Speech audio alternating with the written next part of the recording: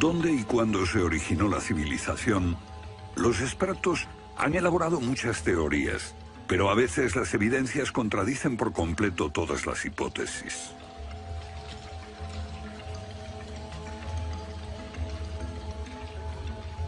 Bajo el suelo congelado de Siberia se han encontrado especies animales extinguidas por un repentino cataclismo global, como el mamut gigante. También se han descubierto mapas muy antiguos que muestran la Antártida siglos antes de que fuese descubierta.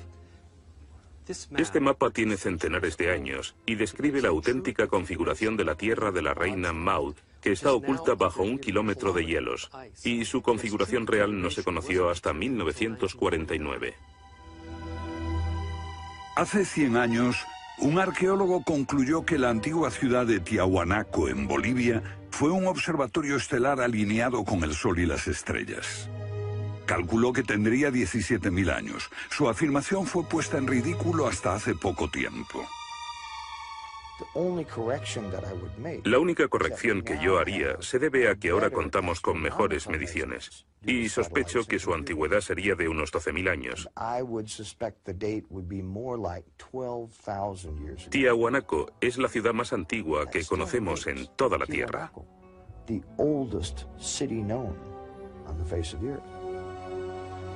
Los geólogos han descubierto que la gran esfinge de Gizeh en Egipto ha resistido siglos de lluvias incesantes, pero estas lluvias solo pueden haber tenido lugar miles de años antes de los faraones. ¿Fue construida la esfinge antes de los comienzos de la civilización?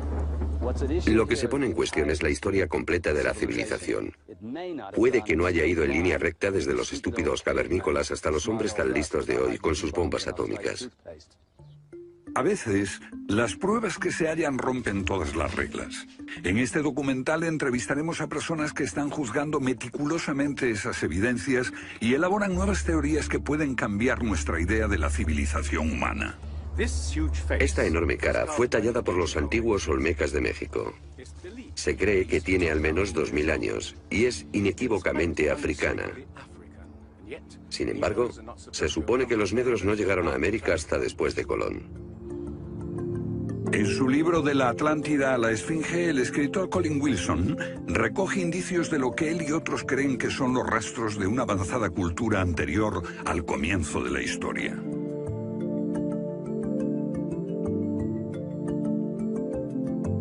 El filósofo griego Platón describió de manera precisa dicha civilización que, según le dijeron los sacerdotes egipcios, surcaban los mares miles de años antes, hasta que fue destruida por un terrible cataclismo. Platón la llamó Atlántida.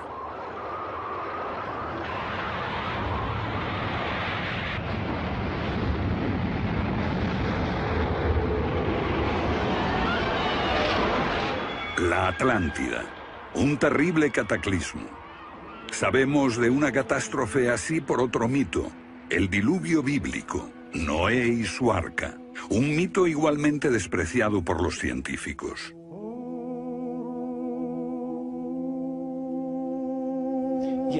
Cuando rechazan el diluvio bíblico y a Noé y el arca como una fábula, los científicos están ignorando el hecho de que hay cientos de mitos de diluvios en todas las culturas, aparte de las narraciones de Mesopotamia y de los hebreos, que dicen lo mismo sobre un desastre planetario que virtualmente borró al género humano antes del comienzo de la historia conocida.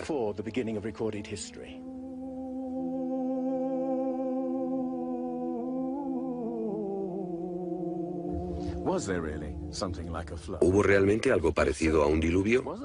Y si así fue, ¿existió una civilización anterior a todas las otras? Digo una civilización, y no la Atlántida. Porque en cuanto se menciona la Atlántida, el científico exclama, «Oh, no», y deja de escucharnos. ¿Pero es neutral la ciencia? ¿Lo es realmente cuando afirma «limítese a los hechos como punto de partida»? La ciencia ha tendido a centrarse más en teorías que en hechos. Una teoría surge para explicar unos hechos, pero otros se dejan de lado. Nuevas evidencias pueden cuestionar la teoría, pero con frecuencia también son ignoradas. Llamamos a estos hechos anomalías. Son evidencias que no encajan en la teoría. En su polémico libro Arqueología Prohibida, los científicos Thompson y Cremo muestran lo que ocurre cuando una evidencia contradice las teorías científicas. En los últimos 150 años, los arqueólogos y antropólogos han enterrado tantas evidencias como las que han desenterrado, literalmente. Básicamente estamos ante lo que llamamos un filtro del conocimiento. Este es un rasgo fundamental de la ciencia y de la naturaleza humana. La gente tiende a filtrar cosas que no convienen. Cuando los científicos ven que algo no se ajusta al paradigma aceptado, tienden a eliminarlo.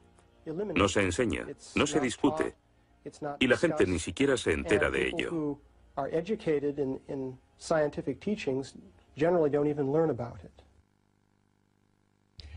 Lo que estamos diciendo, por ejemplo, sucedió en Iatitlan, México, en 1996.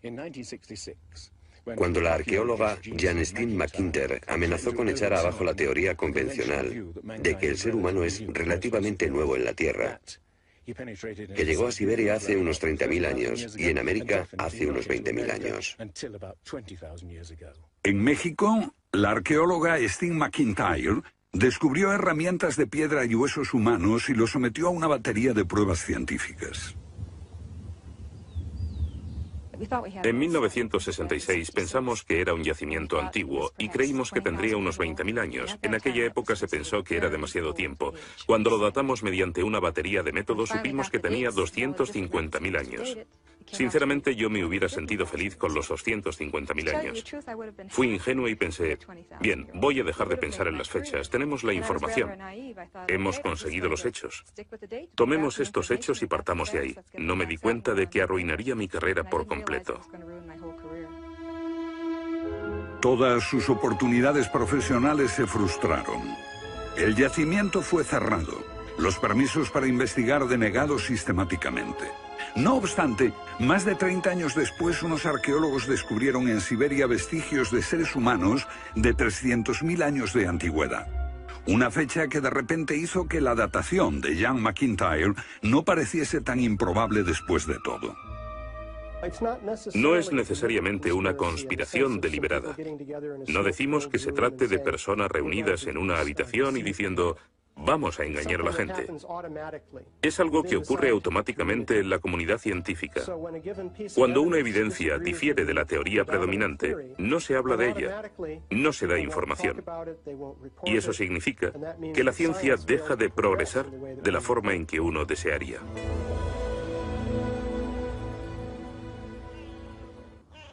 ¿La ciencia está pasando por alto evidencias de un pasado que hemos olvidado? ¿Pueden ser ciertos los mitos que nos hablan de la existencia en este planeta de civilizaciones que desaparecieron miles de años antes de que comenzase la historia registrada? Una nueva clase de investigadores está estudiando las anomalías que la ciencia tiende a descartar. Se plantean preguntas que pueden cambiar nuestro concepto sobre la historia humana.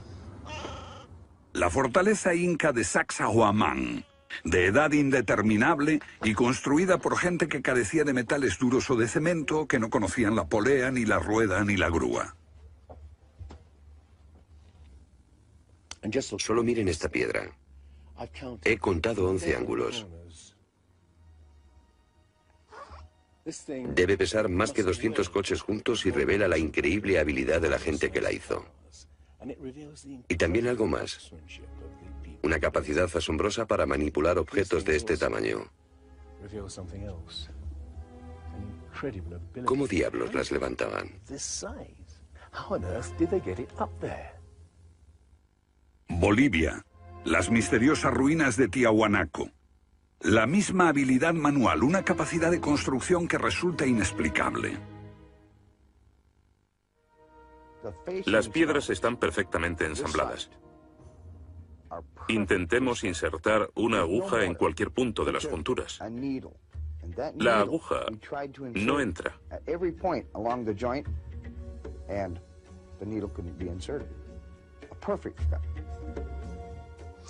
Cuando los conquistadores españoles le preguntaron a los incas si ellos habían construido Tiahuanaco, respondieron, no, no la construimos. Se hizo miles de años antes de que viviéramos nosotros. La evidencia muestra que fue erigida por una civilización avanzada. Un descubrimiento casual nos lo revela.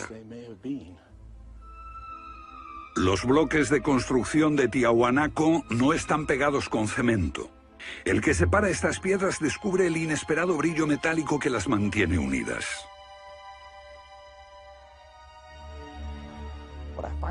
Lo que encuentro asombroso es que para trasladarlas a cada uno de los lugares donde empleaban este material, ellos tenían que contar con una especie de planta de fundición móvil para licuar el metal. Y aquí hay un uso similar de tornillos metálicos y piedras finamente unidas, como esta en forma de L. Pero estamos en otro continente. África, Egipto, la tierra de las pirámides. Las 3 pirámides de Gizeh, una maravilla del mundo antiguo. Otro pueblo que no conocía la rueda, ni la polea, ni la grúa. ¿Cómo podían transportar bloques de 100 toneladas? Su tecnología no se puede explicar ni imitar. Soy ingeniero y puedo decirles que levantar bloques de este tamaño, de este peso, requiere una grúa especial. Una gente que carecía de tales grúas, o de una simple polea, o una rueda, empleando herramientas de cobre, ¿cómo pudieron hacerlo? Bobal cree que la Gran Pirámide de Gizeh era mucho más que una tumba y que revela un sorprendente nivel tecnológico. En su libro Guardián del Génesis, Robert Bobal y Graham Hancock enumeran muchas hazañas inexplicables. Chris Dunn, experto en perforaciones. Bueno, permítanme una pregunta. ¿Cómo cree que lo hicieron? El sarcófago de la Cámara del Rey. ¿Cómo lograron unos constructores primitivos que la superficie interior encajase con la superficie de la piedra del sarcófago al milímetro? Esta habilidad requiere profundos conocimientos de física. Es un misterio como la perforación misma. Primitivamente, la típica manera de hacerlo sería con una sierra de arco, un berbiquí. Introducirían la herramienta en la pieza usando arena o un diamante, pero pienso que eso supondría mucho tiempo, muchos años para hacerlo.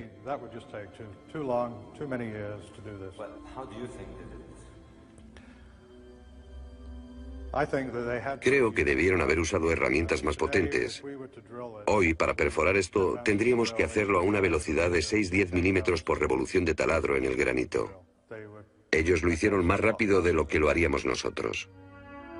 Más rápido, investigadores como Chris Dunn se preguntan acerca del propósito de emplear este raro instrumento en un friso oculto. Taladros superpotentes. Esto parece una conclusión precipitada. Los indicios de un taladro de alta velocidad se erigen en otro misterio sin resolver. Ahora miren esto. La increíble precisión de la mano de obra. La total suavidad de las paredes en esta supuesta tumba para bueyes sagrados. Y que implica un alto nivel de destreza. Por supuesto, eso podría explicarse en términos de cientos de obreros puliéndolas durante 10 años seguidos. Pero, si hablamos del misterio de los vasos egipcios, no como este vaso de arcilla que acabo de comprar, sino vasos hechos de alabastro, basalto e incluso diorita, que es la piedra más dura de todas.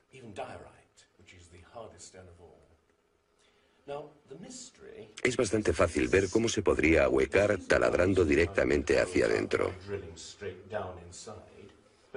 Pero, ¿qué pasa con los ángulos? La tecnología moderna es incapaz de hacerlo. Sin embargo, los antiguos egipcios moldeaban miles de piezas. Algunas de ellas 2000 años antes de la civilización que se supone surgió aquí. ¿Cómo? Otro misterio sin explicar. Inexplicable. ¿Cómo pudieron los constructores alinear sus gigantescas pirámides con los puntos cardinales tan impecablemente? En perfecta dirección este-oeste y norte-sur, con una exactitud no igualada por los modernos constructores. La Gran Pirámide parece ser un modelo matemático del hemisferio norte e incorpora el trascendental valor de pi, las veces que cabe el diámetro de un círculo en su circunferencia.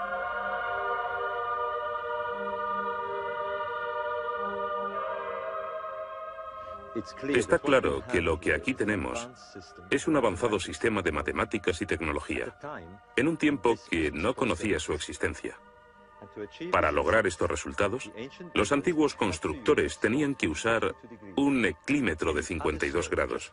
Cualquiera otro no valdría. Pero no solo los egipcios conocían el valor pi. Ese valor también está representado en la pendiente de esta pirámide y en el extraño ángulo que le dieron sus constructores, en Teotihuacán, México, el lugar que los indios llamaban Ciudad de los Dioses.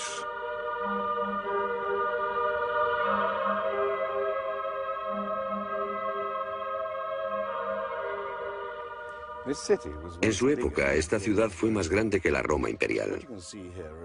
Lo que pueden ver es una serie de estanques que llenaban de agua, cuya superficie lisa reflejaba los cielos y cuyas ondas podrían servir como anuncio de terremotos. Estos templos, en el lado opuesto, se cree que representan cuerpos celestiales. Una cosa está clara: todo el lugar parece tener una especie de obsesión con la astronomía y la eternidad. En los equinoccios, el 21 de marzo y el 21 de septiembre, estas pirámides proyectan sombras gigantes, lo que las convierte en un perfecto reloj para la medición del tiempo. Como si proviniesen de una fuente común, las antiguas civilizaciones de todo el mundo exhiben un sofisticado conocimiento de los cielos que todavía nadie ha explicado. Fascinación por el sol, las estrellas.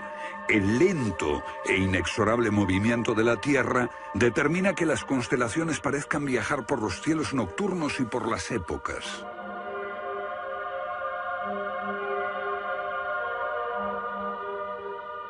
Según los estudiosos, los antiguos egipcios no tenían un gran conocimiento de la astronomía.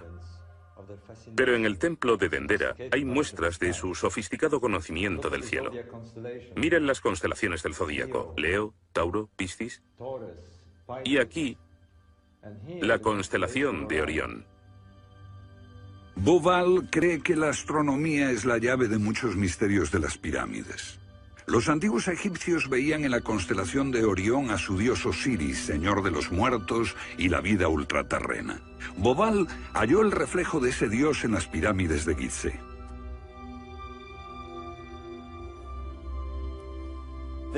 Esto es realmente un misterio.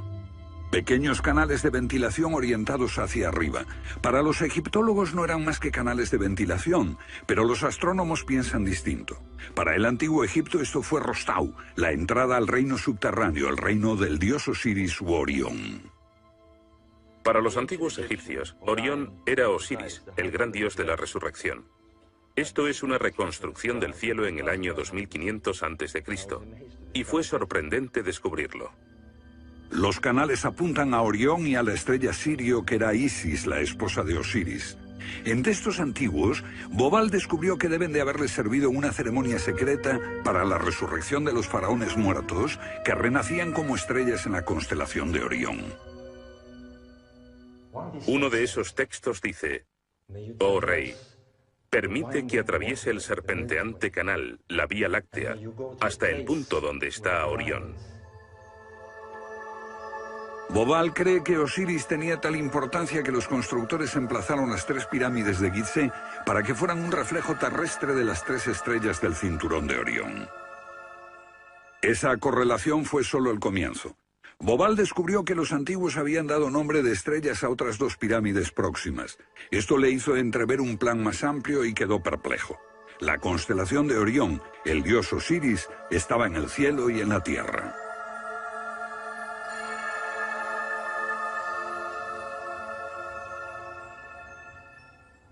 México, donde Teotihuacán presenta otro paralelo.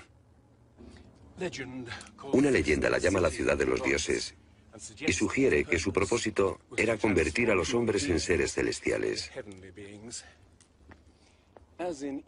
Como ocurre en Egipto con las pirámides de Giza, los mitos hablan de la reencarnación en las estrellas.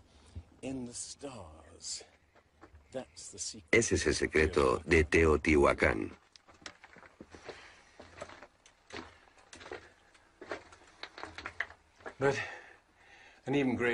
Pero esta pirámide presenta otro enigma mayor.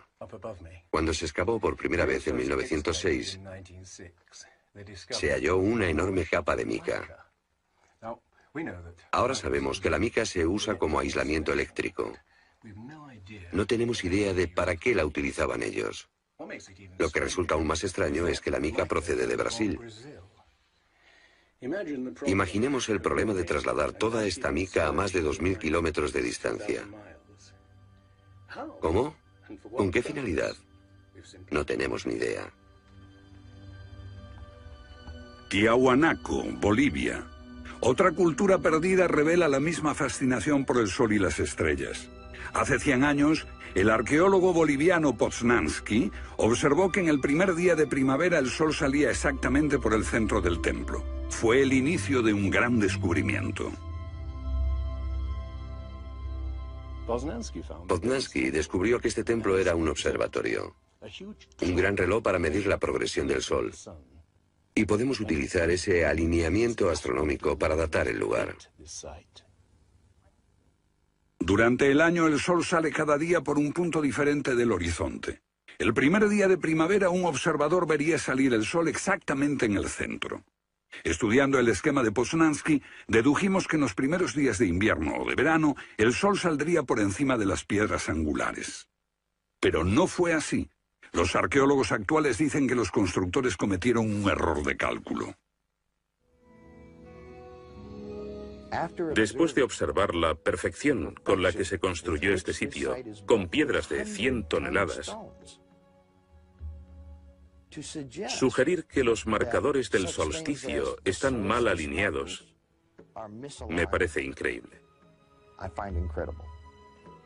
Neil Stide hizo una completa verificación de los cálculos de Poznański.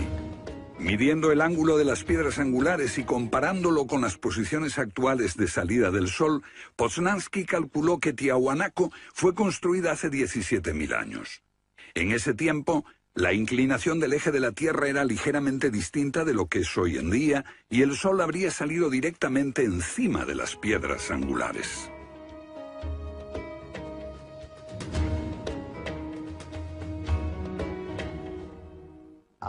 Yo sospecho que la fecha sería más bien de 12.000 años. Pero eso haría que todos nos cuestionásemos completamente los orígenes de la civilización. Una civilización perdida en el tiempo dejó sus huellas en varios lugares del mundo. Los sacerdotes egipcios dijeron al filósofo griego Platón que una civilización así habría existido hace 12.000 años. Pero según la ciencia, el ser humano abandonó la prehistoria hace solo 5.000 años. En Egipto, el investigador John West descubrió que la esfinge de Gizeh no resultó alterada por el clima de la misma forma que las construcciones del entorno, erosionadas por la arena y los vientos del desierto. En vez de un desgaste horizontal, la esfinge tiene marcas de erosión redondeadas y onduladas. No se necesita ser geólogo para mirar y ver lo que se debe al tipo de clima. Solo el agua cayendo copiosamente sobre las paredes del recinto pudo producir esos contornos redondeados.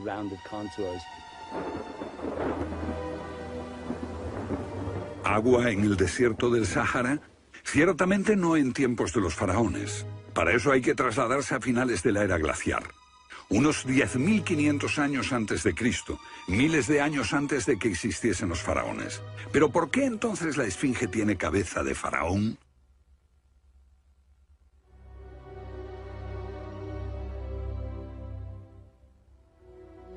La cabeza es desproporcionadamente pequeña. Desde el aire se ve que el cuerpo de la esfinge es largo y aplanado, y la cabeza casi se parece a la de un alfiler. Para nosotros, esto indica que ha sido tallada más de una vez. En otras palabras, la cabeza se rehizo en algún momento de su larga historia. John West cree que la esfinge era originalmente un enorme león que un desconocido grupo de escultores modeló en la roca antes del 10.500 a.C. Se comenzó a erosionar cuando el final de la era glaciar alteró el clima y causó lluvias que cayeron durante siglos. Solo miles de años después un faraón habría tallado la cabeza con su propia imagen. ¿Tiene la esfinge más del doble de la antigüedad que creíamos? La teoría fue ridiculizada por los egiptólogos, pero los geólogos les respondieron que los hechos estaban allí. Más extraño aún, según Robert Bauval, la evidencia astronómica sugiere que las pirámides de Gizeh parecen revelar esa increíble antigüedad. La disposición de Gizeh coincidía misteriosamente con la posición de Orión en el año 10.500 a.C., cuando la esfinge miraba hacia Leo, su propia imagen en los cielos. La puesta de Orión en esa fecha distante se correspondía exactamente con las tres pequeñas pirámides, y existen muchos otros hechos difíciles de entender.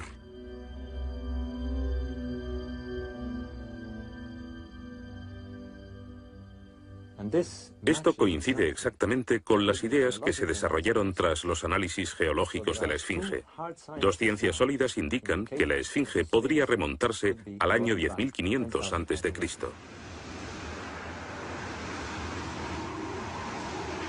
Egipto sufrió unos cambios muy dramáticos a finales del período glaciar, especialmente en torno al 10.500 a.C., cuando unas impresionantes inundaciones cubrieron el terreno de aluvión y acabaron con el valle del Nilo y con el delta en general.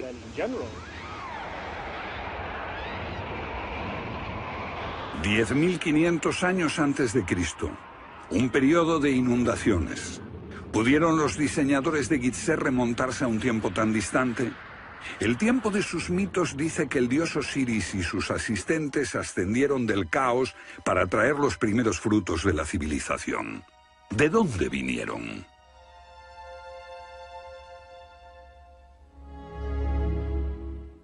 Un dios muy parecido fue el señor de la antigua Tiahuanaco en Bolivia. Aquí, en esta misteriosa ciudad de Tiahuanaco, era el dios que ellos adoraban.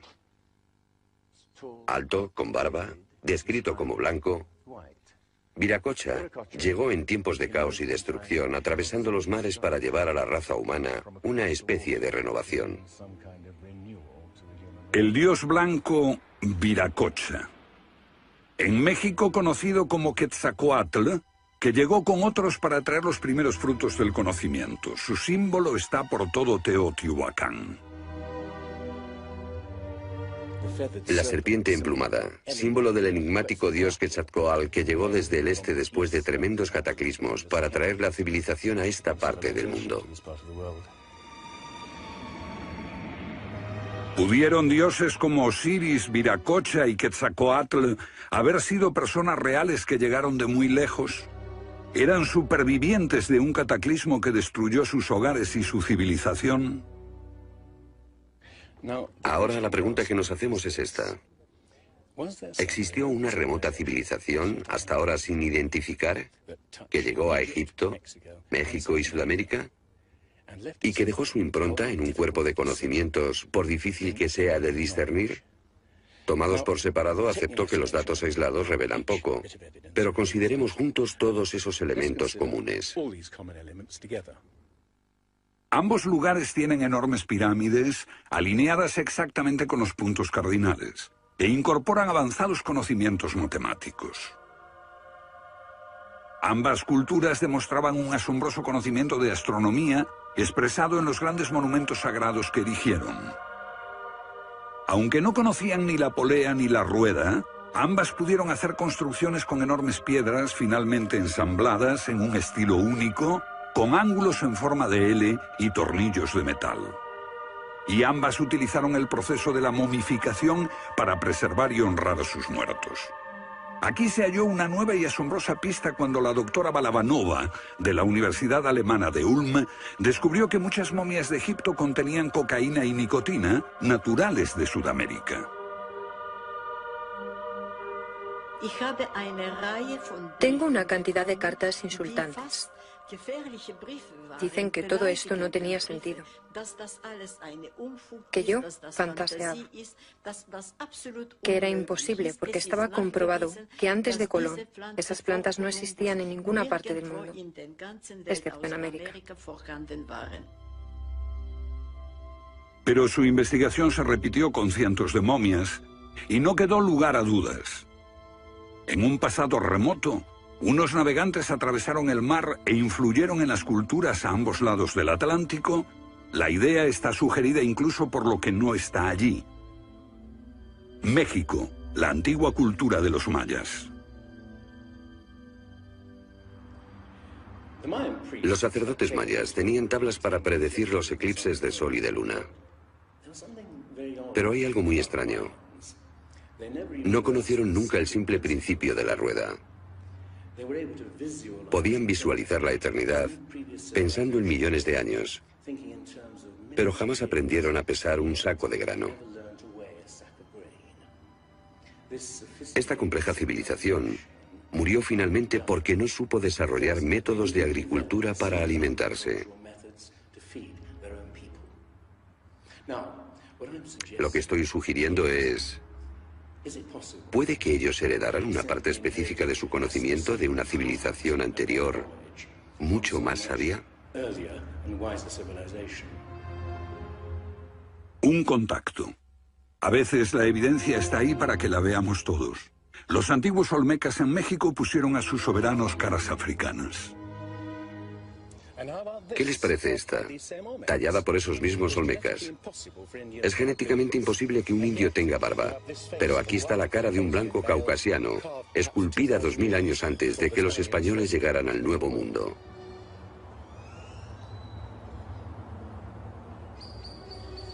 Caras de africanos y de caucasianos esculpidas muchos siglos antes de Colón. ¿De dónde vinieron? ¿Cómo llegaron aquí? ¿Cómo influyeron en la más antigua cultura de América Central, en la cultura madre de México? Lo que todos los arqueólogos saben es que de pronto se materializaron alrededor del 1500 a.C. Esta gente, cuya expresión característica era la de esculpir enormes caras de piedra, cabezas de caucasianos y africanos que parecen haber salido, no se sabe de dónde.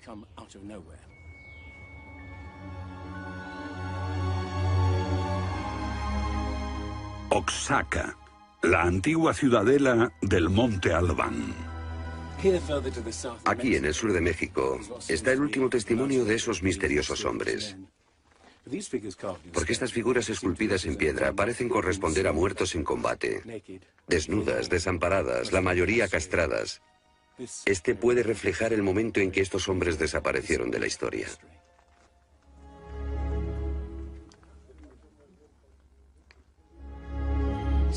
Entonces, ¿hubo una compleja civilización de navegantes que cruzó el Atlántico siglos antes de Colón?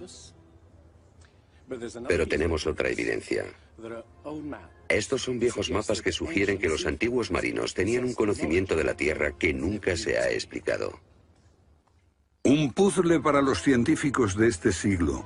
En 1513 el almirante turco Piri Reis cartografió parte del mundo que nadie había visto hasta entonces. Colón solo exploró la zona del Caribe.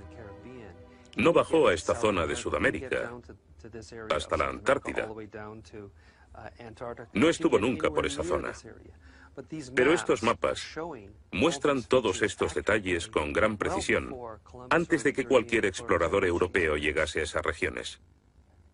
Este mapa, de muchos siglos, describe la configuración real de la tierra de la reina Maud, que ahora está sepultada bajo 1 kilómetro de hielo. Y su forma precisa no se determinó hasta 1949. Inexplicable. Los cartógrafos han meditado mucho sobre la extraña proyección cartográfica utilizada en el mapa. Hallaron un parecido con el que utiliza un moderno submarino nuclear que hace mediciones del mundo mientras se aleja de un punto de referencia. En este caso, el centro está en Egipto. ¿Es ese el hogar de los antiguos cartógrafos? El mapa muestra exactamente esta parte del mundo, pero hay más. Para mí el aspecto más significativo del mapa de Piri Reis es que describe exactamente la longitud. Algo que los europeos no fueron capaces de hacer hasta el siglo XVIII. La longitud. Esa historia comenzó en estas playas en 1707, cuando la flota inglesa navegaba por el Mediterráneo hacia Inglaterra. En aquellos días era bastante fácil determinar a qué distancia estaba el norte o el sur, midiendo el ángulo que el Sol y las estrellas formaban con la superficie de la Tierra. Pero no había técnicas para determinar lo lejos que estaba el este o el oeste. ¿Longitud? El almirante Sir Cloudesley Shuffle se enfureció cuando un marinero del oeste del país le dijo que estaba alejándose unas 20 millas del este y era probable que la flota naufragase en la costa. Cuando sus oficiales le dijeron que el rumbo era correcto, mandó ahorcar al marinero por insubordinación. En sus últimos momentos debió haber deseado no haberlo hecho. Los barcos se habían hundido antes por millares.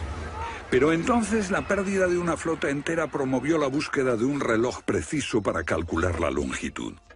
Tuvieron que pasar 2 generaciones antes de que finalmente se consiguiese. No obstante, el mapa de Piri Reis ya mostraba un conocimiento de la longitud al menos 250 años antes. En el mapa de Piri Reis se menciona el hecho de que se trate de una recopilación de muchas otras cartografías. Son copias de copias de copias. La mayoría de quienes los han estudiado creen que esos mapas proceden de los tiempos de Alejandro Magno, pero son incluso mucho más antiguos. Mapas del mundo confeccionados antes de que supiésemos navegar por los océanos. Técnicas de construcción inexplicables, un complejo conocimiento de las matemáticas y la astronomía. Si existió una tecnología tan avanzada capaz de dar sus conocimientos a los constructores de la Esfinge y a los pueblos de los Andes y México, ¿qué pasó con ella?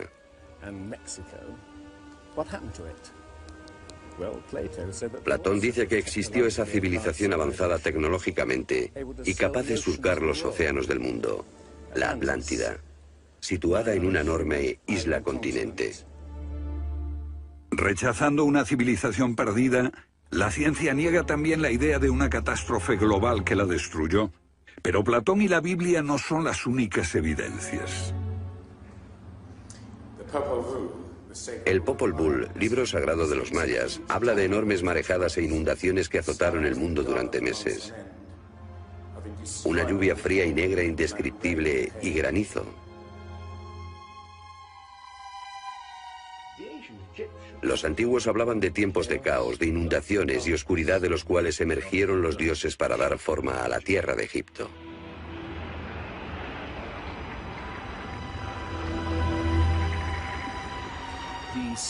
El disco solar de los aztecas se refiere a 4 ciclos de destrucción: por inundaciones, por fuego, por viento y por sangre y guerra.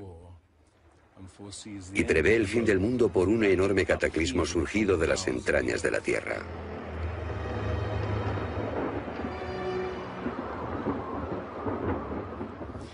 Otros mitos de la América antigua hablan de inundaciones apocalípticas y torrentes de fuego, de erupciones volcánicas y terremotos.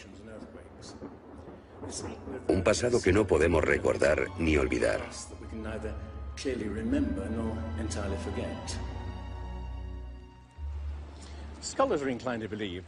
Los especialistas tienden a creer que el diluvio es una fantasía de los viejos poetas. Pero supongamos que los expertos se equivocan. Supongamos que una serie de terribles catástrofes naturales redujeron a nuestros ancestros a pequeños grupos que vivieron apartados y se esparcieron por todo el mundo.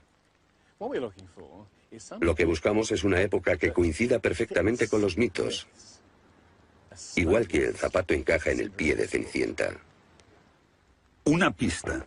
La fosa de Alquitrán en La Brea, California. Una inmensa sepultura de millones de animales que hoy se ha convertido en atracción turística. Bajo la superficie está el campo de petróleo del lago Salado. El asfalto brota por las grietas y fisuras como un papel cazamoscas y atrapa a los animales. Y encontramos aquí una increíble colección de especies atrapadas en los últimos 40.000 años.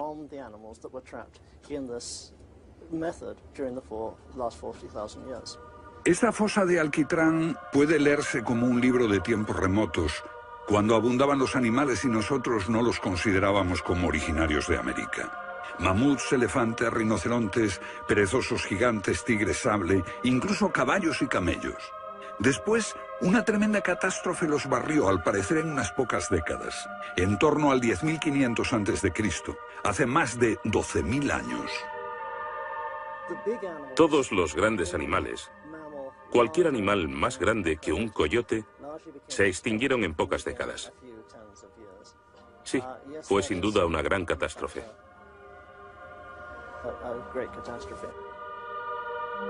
Un registro de la catástrofe. El fin de la era glaciar. En el 10.500 a.C., hace más de 12.000 años. Temperaturas que habían permanecido relativamente estables durante miles de años de pronto se elevaron. Un aumento de temperatura de más de 5 grados en un abrir y cerrar de ojos. Solo entre 3 a 10 años. Se trata del asombroso descubrimiento de unos científicos que perforaron la capa de hielo en Groenlandia para investigar los cambios en la atmósfera. El hielo de Groenlandia ha sido llamado por algunas personas la piedra roseta del clima, porque ver que el clima puede cambiar tan rápidamente es un enorme descubrimiento. Y este cambio ocurrió en un periodo de entre 3 años y una década. Hemos observado cambios espectaculares en la química de la Tierra. Y descubrimos que en un periodo en el que las placas de hielo estaban empezando a derretirse, es cuando tenemos más señales de sedimentos volcánicos y de mayor magnitud, mayores concentraciones que en cualquier otro periodo en los últimos 110.000 años.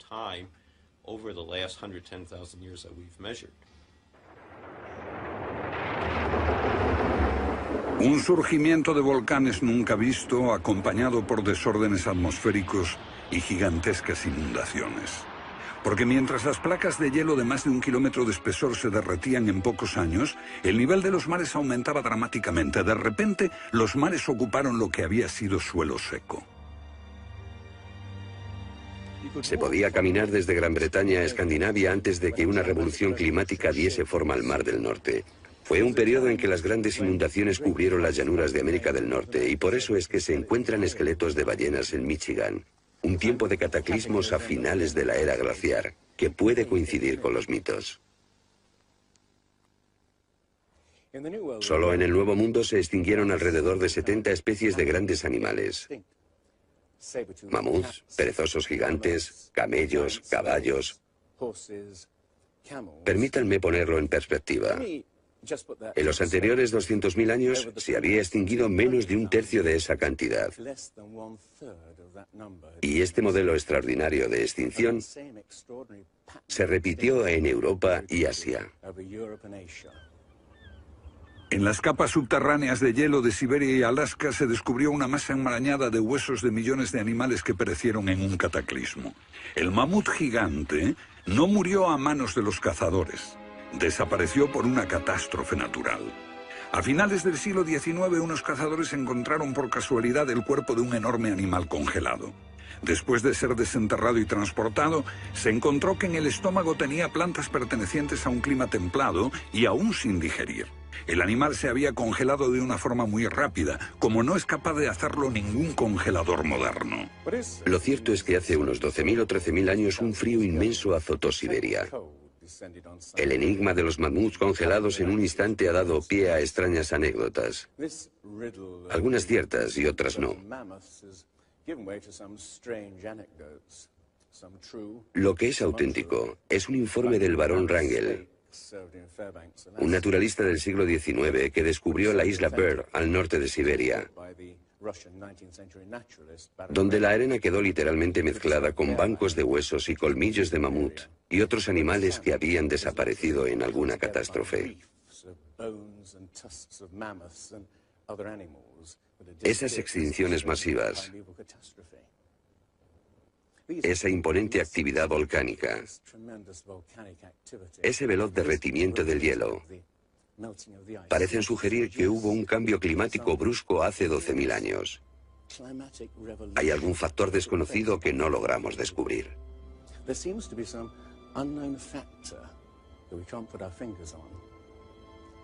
El fin de la era glaciar. ¿Qué provocó esa revolución? He aquí la gran cuestión. ¿Qué causó el cataclismo?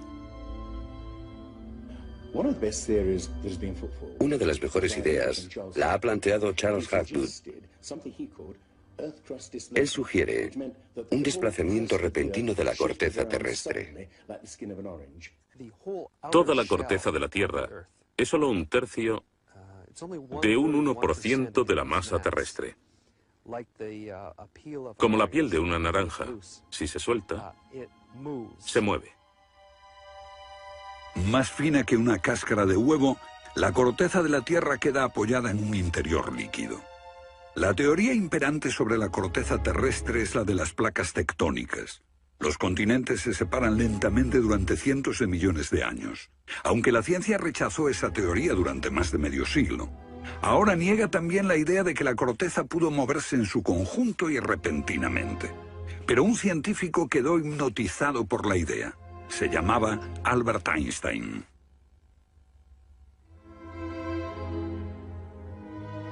Esto es un resumen de lo que dijo. Cuando me encontré con el trabajo de Hapgood, quedé conmocionado. Se trataba de una idea simple, pero que podría explicar una serie enorme de problemas. Hapgood tenía esa teoría. La cuestión era cuál fue el mecanismo que puso en movimiento el gigantesco conjunto. Y fue Einstein quien planteó una sugerencia. La enorme cantidad de hielo que rodea a los polos puede tener 3 kilómetros de espesor. Esos incontables miles de millones de toneladas de hielo, si se formaran de un modo desproporcionado, harían que toda la Tierra se sacudiese como una rueda, con un enorme peso colocado en su borde. Esta vibración bastaría para hacer que la corteza de la Tierra se moviese súbitamente. Hace 55.000 años el Polo Norte estaba cerca de Europa, pero de pronto se desplazó hacia la bahía de Hudson, en Canadá. Y en torno al año 12.500 a.C. se volvió a mover casi 2.000 millas hasta donde está actualmente. ¿O es mejor decir que las tierras y los mares atravesaron el polo, impulsados por un repentino desplazamiento de la corteza terrestre? De ser así, esta es una de las cosas que habían ocurrido al final de la era glaciar. El desplazamiento impulsó a América fuera de la zona polar. El mar en el norte se congeló con una fina capa de solo unos metros de espesor. La inmensa vieja capa de hielo de Norteamérica, con más de 1,5 kilómetros de grosor, se derritió rápidamente en pocos años. Ahora, lo que es muy interesante de la teoría de Hapgood y Einstein es que también explica bastante bien algunos otros mitos, independientemente del diluvio. Hay mitos sobre tremendos terremotos, catástrofes volcánicas, lluvias negras cayendo del cielo, congelación repentina, congelación del suelo. Y podemos ver que un ejemplo de esto es precisamente lo que pudo pasar si la corteza terrestre se desplazó. Con bastante rapidez, las áreas que antes habían estado congeladas pasarían a ser zonas cálidas, y así se explicarían hechos como el rápido congelamiento de los mamuts en Siberia. Si el desplazamiento de la corteza terrestre causó el diluvio que aniquiló una civilización, ¿dónde estaba esa civilización? Algunos investigadores creen haberla hallado en la isla griega de Santorini, que fue devastada por una terrible erupción, o en la antigua Troya, o en la isla alemana de Heligoland, casi arrastrada hacia el Mar del Norte. Pero no se ha encontrado nada. Y es precisamente este problema lo que ha hecho descartar la Atlántida de Platón como una propuesta seria. Veamos. Los oceanógrafos han cartografiado los suelos oceánicos y sencillamente no hay ningún continente perdido. ¿O sí?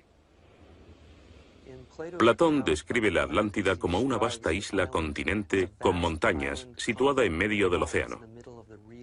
Y el océano, por supuesto, es el océano que rodea toda la Tierra. Fue más tarde que comenzamos a dividir el océano en diferentes partes, llamándolo Atlántico, Pacífico, etc. En realidad el mundo tiene un solo océano. Y los mitos de todo el mundo son muy explícitos acerca de lo que pasa. El Sena-Vesta, de la literatura védica, describe que esa isla no solo se destruyó tras un diluvio, sino que está cubierta por nieve y hielo. De modo que estamos buscando una isla cubierta de nieve en medio del océano, y una gran candidata para este papel es la Antártida. Si el Polo Norte se desplazó, también debió hacerlo el Polo Sur.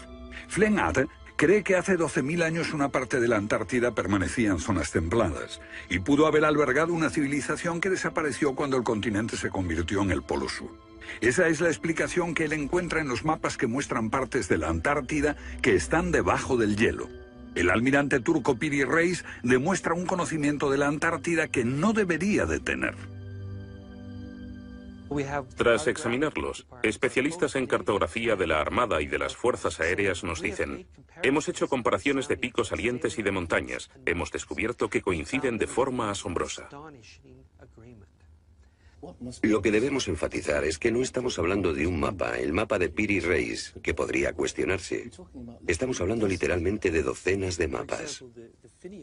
Por ejemplo, el mapa Phineus de la Antártida es sumamente preciso en cuanto a la configuración, mostrando sistemas fluviales que existieron allí, pero que no se conocían en el siglo XVI.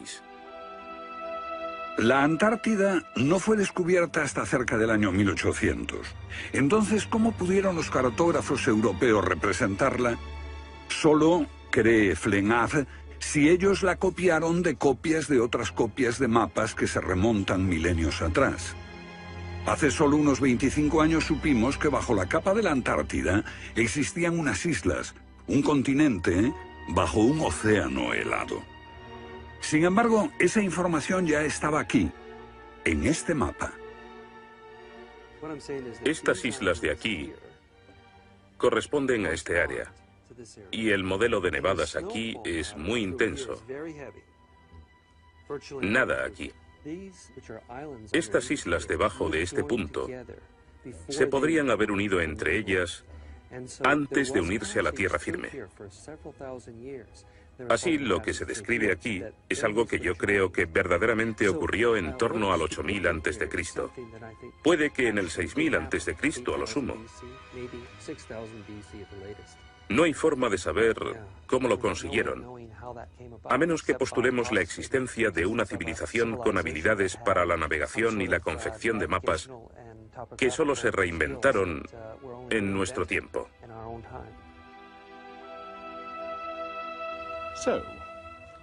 ¿Fueron los comienzos de la civilización humana más remotos de lo que suponíamos?